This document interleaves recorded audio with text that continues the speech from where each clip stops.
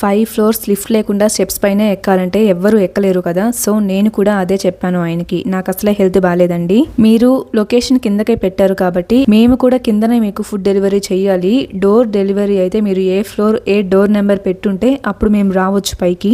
మీరు కిందనే అడ్రస్ పెట్టారు కాబట్టి కిందకు వచ్చి తీసుకెళ్ళండి అంటే, సరే టిప్ ఇస్తాను కానీ పైకి వచ్చి ఇచ్చేసెల్లు అన్నాడు. టిప్ వస్తుంది కదా అని హెల్త్ బాగాలేకపోయినా కానీ స్టెప్స్ ఎక్కుతూనే పైకి వెళ్ళి ఫుడ్ పార్సల్ ని ఇచ్చా.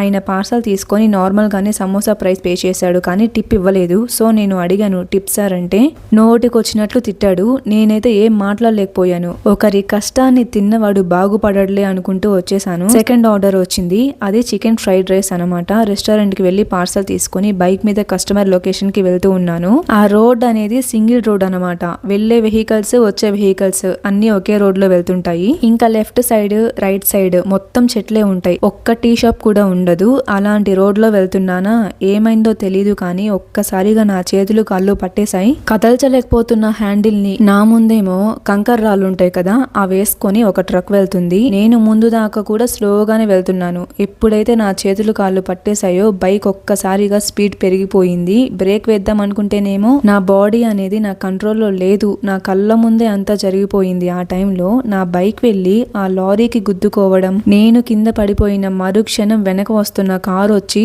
నా లెఫ్ట్ హ్యాండ్ మీదుగా వెళ్ళిపోయింది.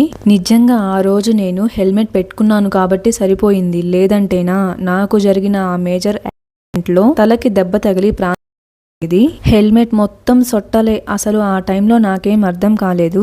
ఆ లారీ అతను కారు అతను వెళ్ళిపోయారు, ఒక్క నిమిషం కూడా ఆగకుండా భయపడిపోయి. ఇంకా ఆ చుట్టుపక్కల ఎవ్వరూ లేరు, ఒక్క వెహికల్ కూడా రావట్లేదు నాకు హెల్ప్ చేయడానికి. ఎవరైనా వస్తే బాగుండు, నన్ను కాపాడితే బాగుండు అనుకుంటూ దేవుణ్ణి తలుచుకుంటూనే ఉన్నాను. గట్టిగా ఊపిరి పీల్చుకున్నా. ఒక్కసారిగా నా లైఫ్ మొత్తం నా కళ్ళ ముందు గిర్రని తిరిగింది.